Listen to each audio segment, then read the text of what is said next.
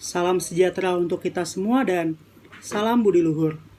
Perkenalkan, nama saya Ignatius Daniela Prasetyo dengan nomor NIM 18315000085 dari Fakultas Ekonomi dan Bisnis Universitas Budi Luhur Jakarta. Pada semester kali ini saya mengambil mata kuliah Manajemen Strategi yang diampu oleh Bapak dosen Dr. Muhammad Mabur Taufik, SAG SEMM. Adapun dibuatnya video ini ialah untuk memenuhi persyaratan ujian tengah semester manajemen strategi. Pada kesempatan kali ini saya ingin membahas mengenai materi bab 1 yaitu pengertian manajemen strategi. Bagaimana penjelasannya? Ikuti video ini sampai selesai.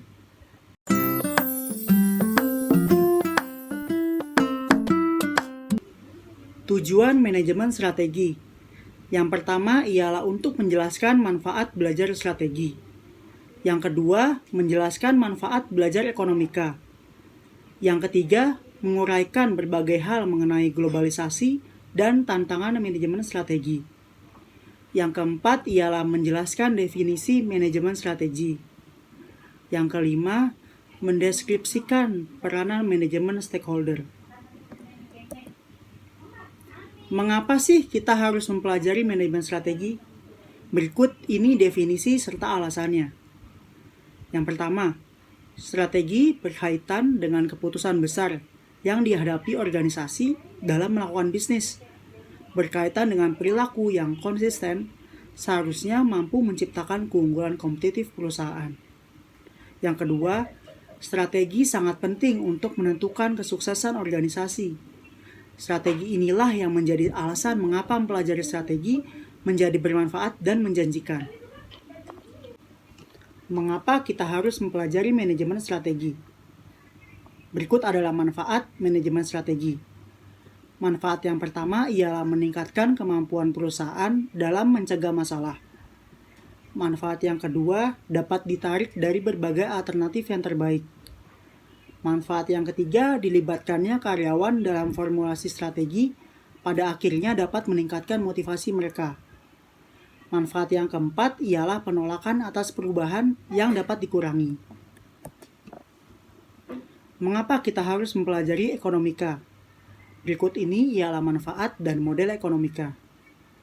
Yang pertama, dalam menganalisis pengambilan keputusan, baik yang dilakukan perorangan maupun organisasional, analisis ekonomika dapat digunakan untuk mengetahui elemen kunci dari proses yang dijalaninya.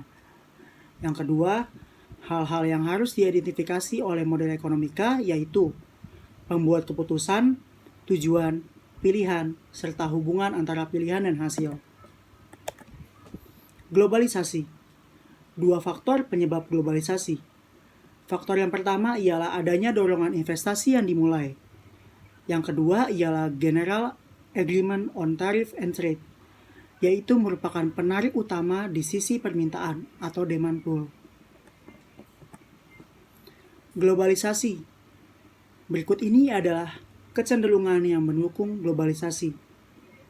Yang pertama ialah aliran dana dan modal semakin mudah menembus batas negara. Yang kedua, investor asing semakin giat membeli dan menjual aset finansial dan real. Yang ketiga, institusi keuangan asing semakin gencar menembus pusat keuangan dunia, serta regional. Yang keempat, banyak perusahaan mencatatkan dan menawarkan sahamnya di pasar modal internasional. Yang kelima, liberalisasi dan deregulasi sektor finansial. Globalisasi, dimensi globalisasi. Terjadinya pergeseran kekuatan ekonomi global memunculkan 3 megamarket ekonomi dunia, yaitu MEE, Amerika Utara, dan Asia Timur serta Tenggara.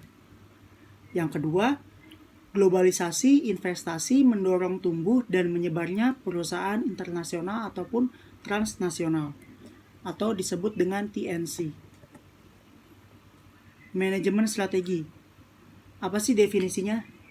Manajemen strategi ini terdiri dari analisis, keputusan, dan aksi yang diambil organisasi untuk menciptakan dan mempertahankan keunggulan kompetitif. Definisi strategi menurut para ahli. Menurut Glueck and Jauch, strategi ialah rencana yang disatukan, luas, serta terintegrasi.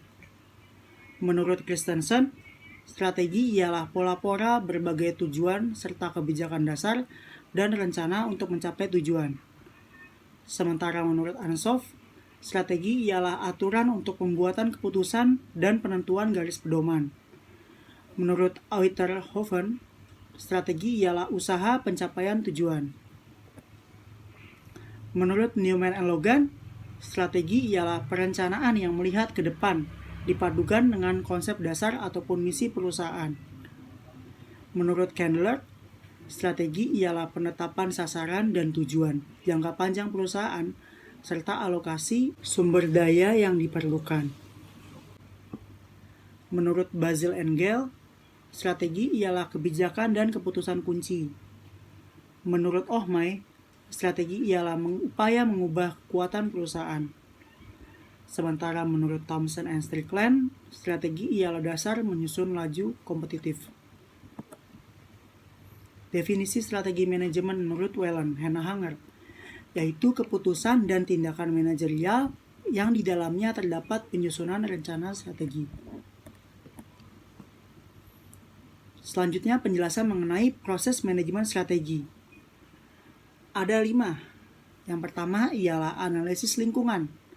Analisis lingkungan itu apa? Analisis lingkungan itu memonitor lingkungan organisasi untuk identifikasi kesempatan serta hambatan. Yang kedua ialah arah organisasi. Arah organisasi ini indikatornya itu sasaran serta misi organisasi. Yang ketiga ada formulasi strategi organisasi. Formulasi strategi organisasi ini membentuk dan menyeleksi strategi.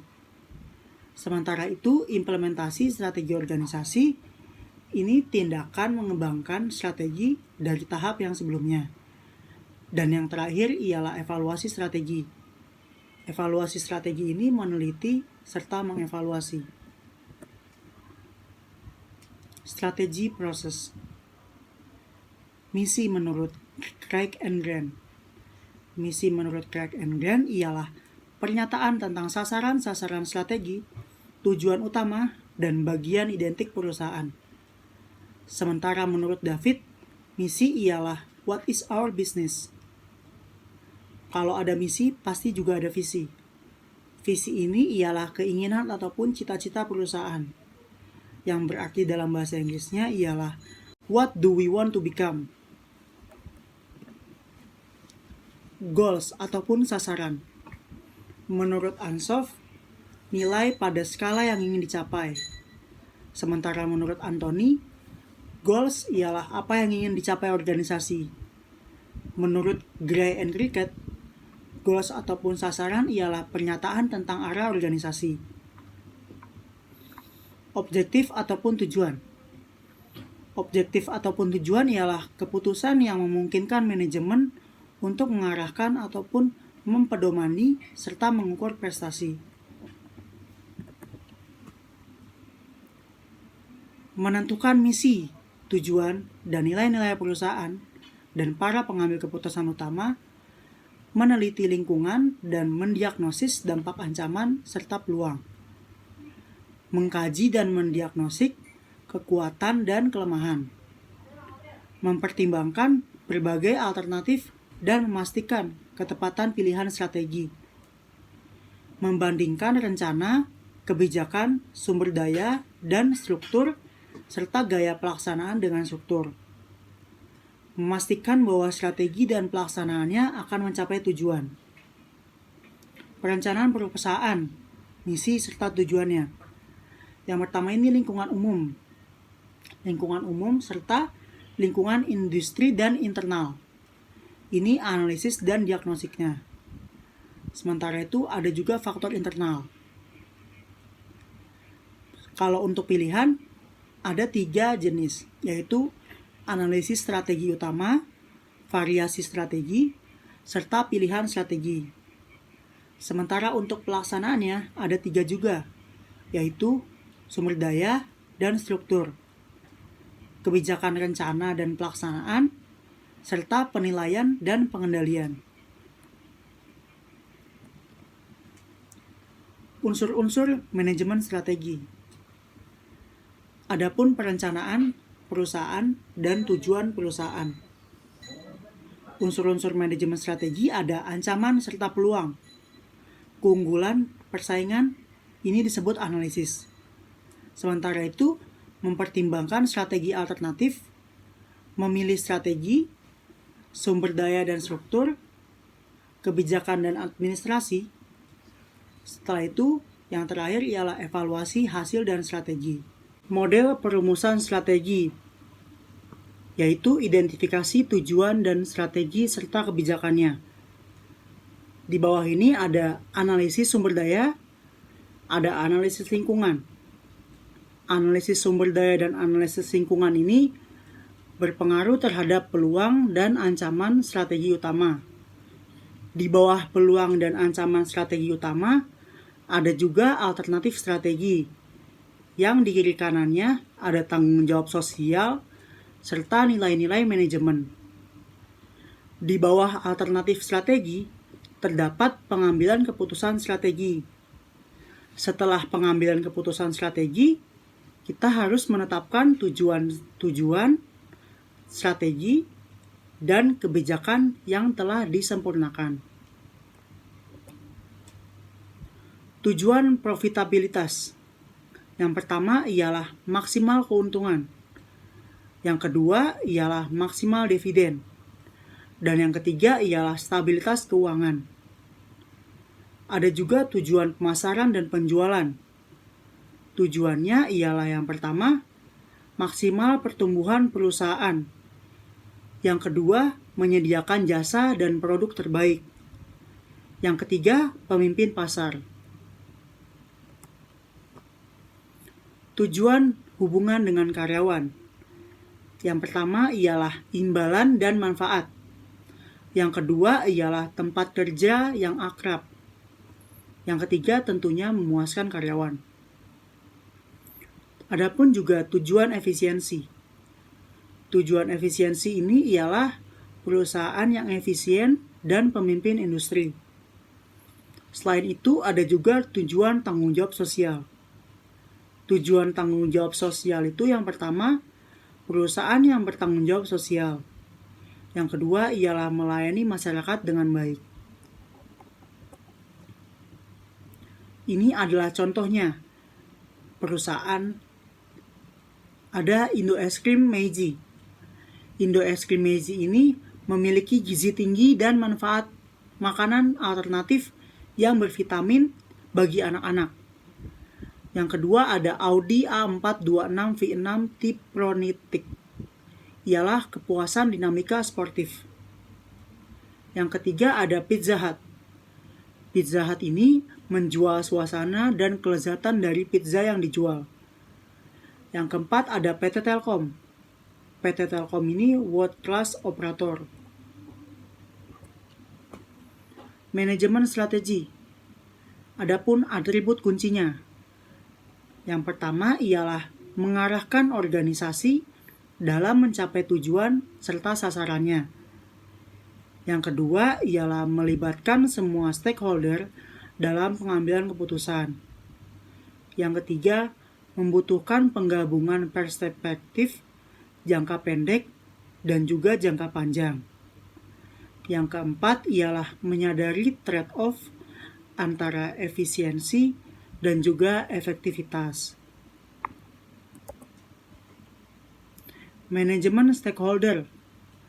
Ada dua cara untuk melihat peranan manajemen. Cara yang pertama ialah zero sum, yaitu peranan manajemen adalah untuk melihat stakeholder untuk mendapatkan perhatian dan sumber daya organisasi. Yang kedua ialah simbiosis antar stakeholder. Simbiosis antar stakeholder ini, manajer mengakui adanya saling ketergantungan antara para karyawan, pemasok, konsumen, pemegang saham, dan masyarakat pada umumnya. Manajemen stakeholder pada tahapan analisis. Tahapan analisis yang pertama ialah memetakan hubungan antara stakeholder. Yang kedua ialah memetakan koalisi stakeholder. Yang ketiga, mengidentifikasi kepentingan masing-masing stakeholder. Yang keempat, mengidentifikasi kekuatan dari masing-masing stakeholder tersebut. Yang kelima ialah menyusun matriks prioritas stakeholder. Dan yang keenam ialah memantau kemungkinan pergeseran koalisi. Kesimpulan yang dapat diambil ialah manajemen strategi memiliki berbagai macam tujuan serta manfaat yang baik bagi perusahaan. Apabila manajemen strategi ini dapat dijalankan dengan baik, maka perusahaan akan dapat mencapai tujuan yang diharapkan. Begitulah penjelasan dari materi ini. Semoga bermanfaat dan salam budi luhur.